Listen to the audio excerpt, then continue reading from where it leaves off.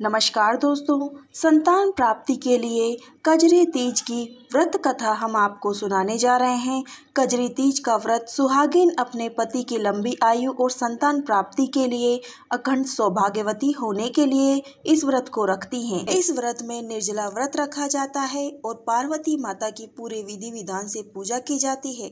कजरी तीज, सातुड़ी तीज, कजली तीज अन्य नामों से जानी जाती है। इसे बूढ़ी तीज के नाम से भी जाना जाता है।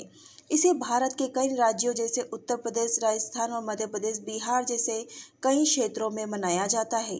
इस दिन महिलाएं 16 श्रृंगार करती हैं और पति की लंबी आयु के लिए व्रत रखती हैं। ऐसा माना जाता है कि इस दिन व्रत रखने से भगवान शिव और माता पार्वती सभी मनोकामनाएं पूर्ण करते हैं। इतना ही नहीं, कुंवारी कन्याएं भी कजरी तीज का व्रत रखती हैं ताकि विवाह में आ रही रुकावटें दूर हो जाएं और उन्हें मनवांछित वर की प्राप्ति हो। कजरी तीज के व्रत के दौरान महिलाएं कजरी तीज का पर व्रत कथा जरूर पढ़ती हैं। आइए हम आपको इसकी व्रत कथा सुनाते हैं। पौराणिक कथा के अनुसार एक गांव में एक गरीब ब्राह्मण परिवार रहता था। भाद्रपद के महीने में आने वाली तीज पर ब्राह्मण की पत्नी ने कजरी तीज का व्रत रखा और ब्राह्मण से आते हुए सत्तू लेते आने का कहा। पत्नी के सत्तू की मांग सुनते ही ब्राह्मण ने कहा कि मैं सत्तू कहाँ से लेकर आऊँ भाग्यवान। लेकिन पत्नी ने भी ब्राह्मण से जिद करते हुए कहा कि मुझे कजरी तीज का व्रत खोलने के लिए सत्तू चाहिए और आप किसी भी कीमत पर सत्तू लेकर आना।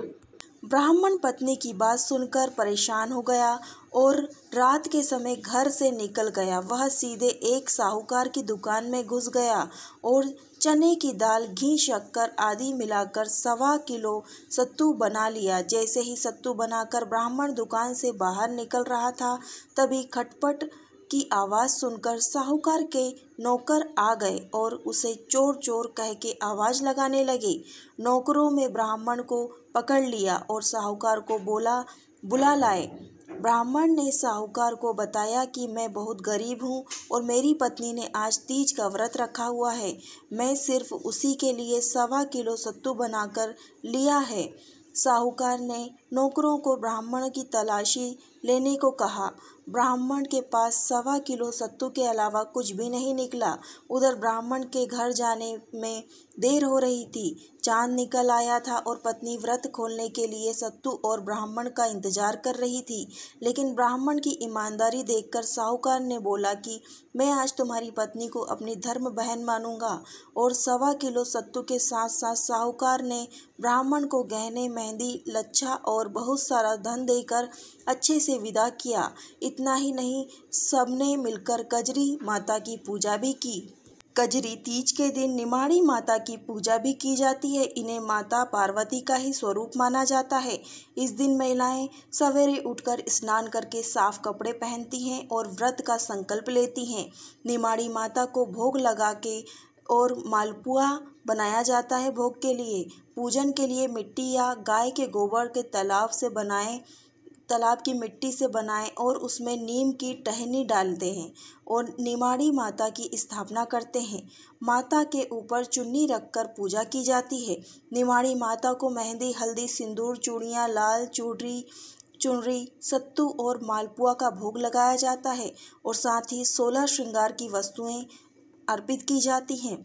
रात को चंद्रमा के दर्शन करने के पश्चात ही पति के हाथ से व्रत खोले जाते हैं। व्रत के पारण करें और पारण के समय अपनी मनोकामना बोलनी चाहिए। व्रत के पूजा करते टाइम भी अपनी मनोकामना बोलनी चाहिए। अगर आपको संतान की प्राप्ति नहीं है तो आप संतान की प्राप्ति के लिए भी मनोकामना बोल सकते हैं। कजरी माता सभी की मनोकामना पूर्ण कर। तो दर्शकों, आप लोग को हमारा ये वीडियो कैसा लगा कमेंट द्वारा बताइएगा। हमारे चैनल पर नए हैं तो सब्सक्राइब जरूर कर लीजिएगा। कई ऐसे उपाय हैं जो पंडित प्रदीप जी मुसरा द्वारा कहे जाते हैं, उन्हें हम आप लोग को हमारे चैनल के द्वारा सुनाते हैं। आप लोग अगर हमारे चैनल पर नए हैं तो सब्सक्राइब कीजिएगा। अधिक से अधिक इस चैनल से जोड़िएगा संख्या में लोगों को। चलिए दोस्तों, मिलते हैं नए वीडियो के साथ। तब तक के लिए जय माता दी, श्री शिवाय नमस्तभ्यम।